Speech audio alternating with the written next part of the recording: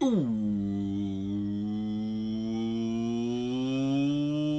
what's up, everybody? My name is OMG WWE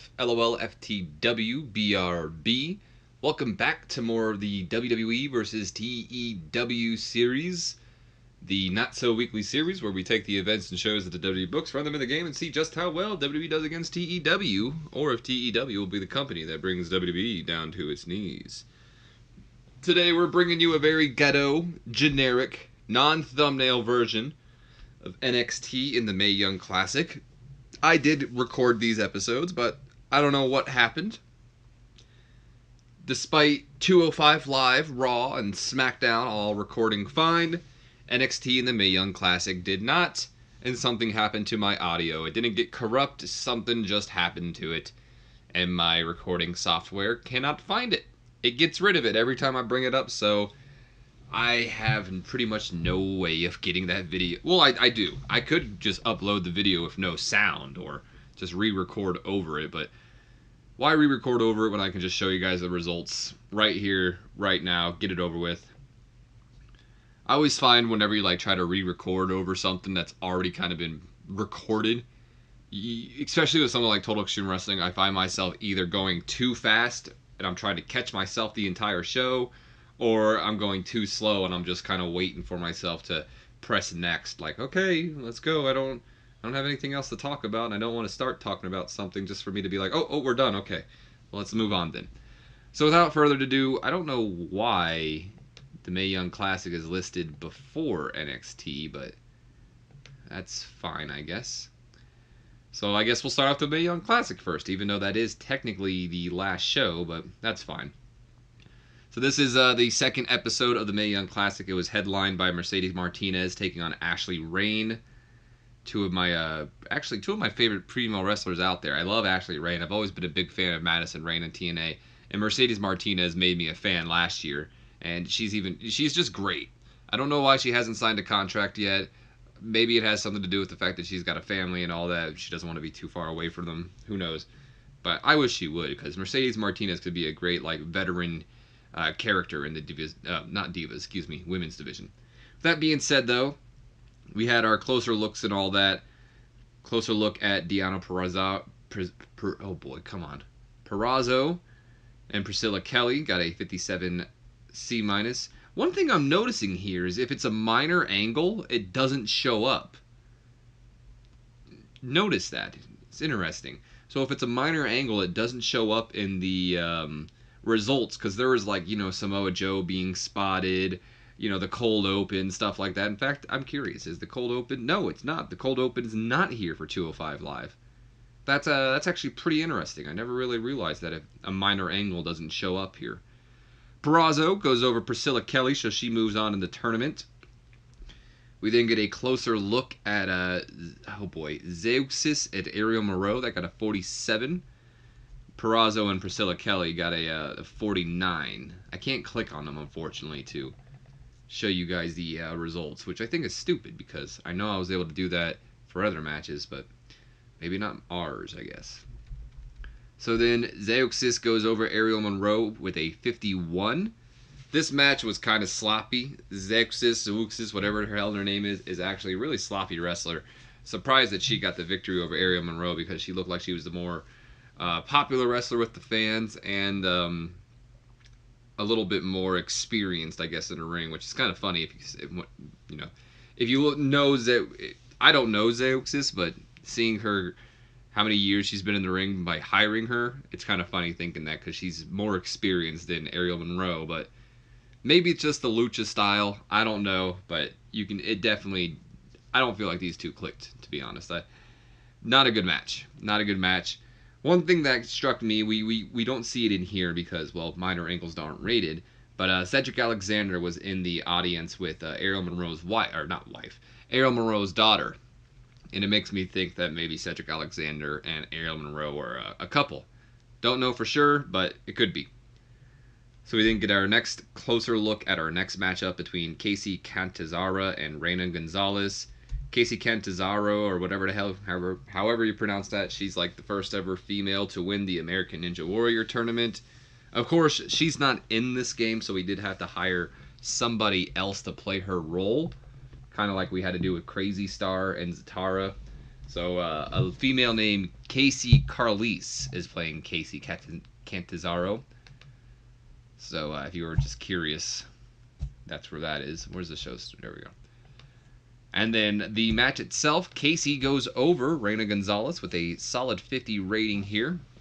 Reina was in last year's tournament, and kind of like Rhea Ripley, she's gone from being, nice and a good girl to being, a bad girl now, showing her darker side. Nonetheless, though, it didn't help her like it helped Rhea, because Casey was still able to get the victory, and then Reina just raises Casey onto her shoulders as a sign of respect. Finally, it is main event time as we get a closer look at Rain and Mercedes Martinez, 63, and the main event itself gets a 63 rating as well, with Mercedes Martinez going over Ashley Rain. A bit surprised to see Ashley out of the tournament so soon, considering, in all honesty, she's probably the biggest name in this tournament, if you really think about it. Some people might think Satomura is, but that's really only if you... I highly doubt she was that big of a deal in WCW, and even if she was, I mean, I don't think she was highlighted as much, and I don't know. If you think Meiko Satomura is the biggest star in this tournament, I'm gonna have to give a hard disagree, just because even though I guess she's considered a legend or something, maybe even in Japan, nobody really knew her going into this, and if you did, it's because you caught her on WCW for a bit, or maybe you watch, a lot of Japanese wrestling. But to someone like myself, an American audience, she's kind of an unknown to, whereas Madison Rayne, she was one of the biggest females in, at the time, the second biggest company, and she's one of the main females that really pushed it forward. I mean, you got girls like Gail Kim and Awesome Kong that get a lot of credit, and the Beautiful People. But when most people say the Beautiful People, they're talking about, like, Angelina Love and Velvet Sky. And Ashley Rain, Madison Rain, she, in my opinion, she was the best wrestler in the group. She had the most personality in the group. And that's why she shined. That's why I think she was like a 7-time Impact Knockouts champion before leaving. So, good for her. It is a shame that she lost, but I didn't expect to see Mercedes Martinez lose, excuse me. Mercedes Martinez is a heavy favorite of mine in this tournament. And if you ask me, I would honestly probably pick Mercedes Martinez to win this entire thing, because out of all the women that I've seen compete, because there are a few women here that probably even more than a few women here that I've never actually seen compete, but the ones that I know of, Mercedes Martinez is the best. Like, out of everybody here, even out of Madison Rayne, who's one of my favorite wrestlers, I'd have to give it to Mercedes Martinez. She's just an excellent wrestler. She's got a great storytelling. She's got a connection with the crowd. She's in there. She's safe. She knows what she's doing. She's just great. She's got a great look. And when I say that, I'm not saying she's like drop dead gorgeous or something. I'm saying she's got a great look for the women's division. You have so many young, beautiful women out there who kind of all fit the same mold. And that's kind of the problem with the women's division a lot of times too, is, you either have your typical bitchy heel or you have your goody two-shoes face. I mean, Sasha Banks really is kind of the only one who's a bit different, but even then, Sasha Banks is just more annoying as a face than a heel, so it's hard for me to get behind her about anything. Mercedes, she could be a great, just badass, don't fuck with me kind of heel character, so definitely would like to see her get a contract. I really would. Alright, let's move on to NXT. And 71 B- for NXT. Definitely a great show. This is after all the popularity changes as well, so, the way I've been kind of going about it is like 50 popularity is like the least popularity I'll give someone for like the Full Sail University area, because the Full Sail University crowd seems to be a lot more accepting towards a lot more unknown qualities, or quantities I should say. And not only that, but then they also people that are like independent stars are a little bit more well known, get a little bit more of a boost of a popularity as well. So we open up the night with the champion, Tommaso Ciampa, arriving. And then we had a opening one-on-one match that should have been a tag team match, but Danny Burch, Oni Lorcan. Let me try that again. Danny Burch, Oni Lorcan's tag team partner, not actually under contract with us. For some reason, he's under a paper appearance deal with NXT, along with a bunch of. In fact, he's like the current Florida Impact Pro Heavyweight Champion right now. So I wasn't able to hire Martin Stone because he works for NXT. Like, I wasn't able to hire him for the one night because he already was working pretty much, which kind of sucked. And Cesar Bononi's tag team partner is a guy named like Antonio Duad or something. So I'm going to be ended up hiring him along with these people right here as well to pretty much play their parts. So we got Aja Pera, who was like Trish Adaja or something like that we played or used a couple weeks, or like last week or something, I should say. Violet Payne, she was in a match against Shayna Baszler on this week's edition. Rolls Gracie Jr., probably the dude we're going to get to play Antoine Jouad or whatever because he's not in this game. And that's about it. Everything else here is just contract negotiations. Also, we are on the day of Hell in a Cell, and it's always something in this save. If you guys watch one of the SmackDowns or something, Maurice, not an active competitor in our game, so we had to renegotiate her contract. Of course, though, Maurice must have known that she was going to have to actually do some work this Sunday, so she didn't sign pen to paper before Sunday, pretty much screwing me over. And now I'm not sure what I'm going to do for the mixed tag team match with Brie Bella, Daniel Bryan, and The Miz, because it was supposed to be Maurice, but Maurice isn't here, and now I'm just like, well, what the fuck do I do? Don't know. Don't know in the slightest. But there we have that. So moving on back to NXT, though. What was it at? Show history. So NXT, we were supposed to have a tag team match, but like I said, Burt's not under contract, so no real point in hiring Antoine Douad either for tonight. We just made it a one-on-one match with Oni Lorcan going over Cesar Bononi with a 55 rating. Ciampa then comes out and clears the air about the Black attack, making it well known that he didn't attack Black, but he was going to, but he was already attacked before he even got there. Simple as that. Then we had Shayna Baszler in action, 52 rated, as she goes over Violet Payne. She then beats down on Payne after the match is over. Heavy Machinery is backstage, and they're still, very gung-ho on trying to prove that Ciampa is the one who attacked Aleister Black. A little bit of an altercation between a little bit of an altercation between Tommaso Ciampa and Heavy Machinery that led to William Regal coming in and taking Ciampa off to his office before kind of hinting at a future match between Tommaso Ciampa and Otis Dozovich. We then get a quick promo from the Undisputed Era, of course that being Adam Cole, Bebe, Bobby Fish, Kyle O'Reilly, and Roderick Strong. They cut a promo on the War Raiders, Ricochet and Pete Dunne. Of course, Ricochet and Pete Dunne will be facing each other, I believe, next week with both the United Kingdom and North American Championships on the line. And then this isn't our main event. It's just we have to scroll up. 61 Solid C for our next matchup here as Lars Sullivan goes over Raul Mendoza. Raul Mendoza, despite being under contract with WWE, was not under contract, so I had to relocate him over to Southeast, like I had to do with Violet Payne and some other people, to pretty much guarantee the fact that I could use them here tonight. But not only that, I also have to hire Raul Mendoza, because he's legit under a contract. Not sure why he didn't have a contract, but we went ahead and fixed it. We then have a promo from both Pete Dunne and then Ricochet, pretty much cutting promos about each other and how they're going to win next week. We then have a quick little video package promo from the Forgotten Ones. Of course, it's the new biker stable with Jackson Riker, better known as Gunner from TNA, Wesley Blake, former NXT Tag Team Champion with Buddy Murphy, and then there's Steve Cutler, which if you don't know who Steve Cutler is, welcome to the party. I know Steve Cutler is he works for NXT, and I know he had a military gimmick before, but that's really all I can tell you guys. 53 C-. I think it was a C- for that. Look at me acting like I know the grades off the top of my head. Then we have a little bit of a backstage argument between Dakota Kai and Aaliyah. I'm not sure how to pronounce that.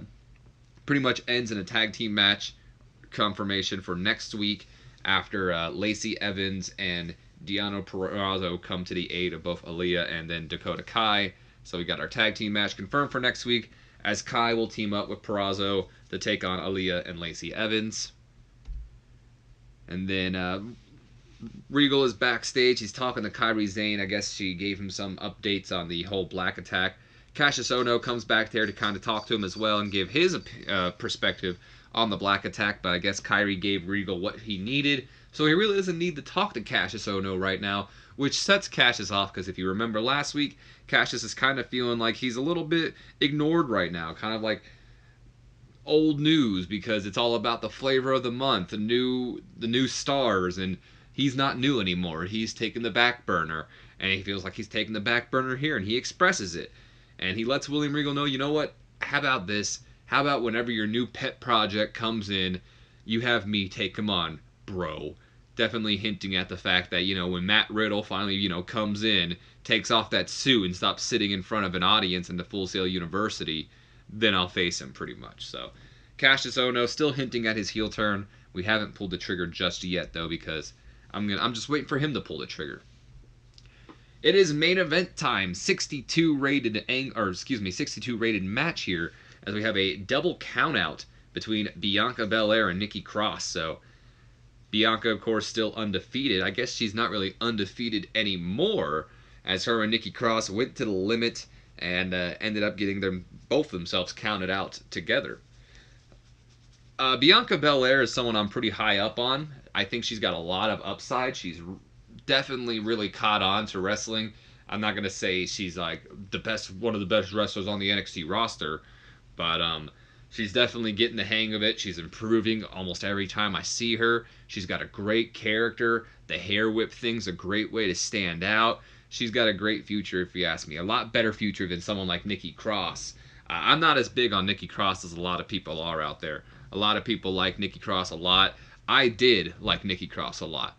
I still do kind of like her, but her gimmick really sets me aside, which is a shame, because that's what made me like her in the beginning, when she was a part of Sanity, and she kind of had that deranged, mad woman, psychopathic kind of gimmick.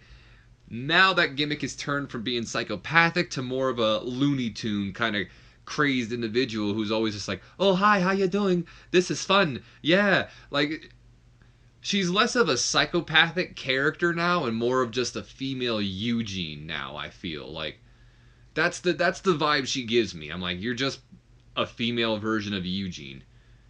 And it's cringy. It's just bad. Every time she does stuff, I'm just like, oh my god, stop. Like, you're supposed to be crazy, like a psychopath.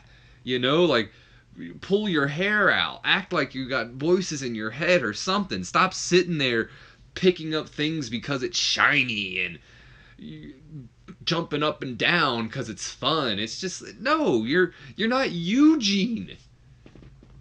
I don't know. I'm not a fan of Nikki Cross's character at all. I actually kind of hate it.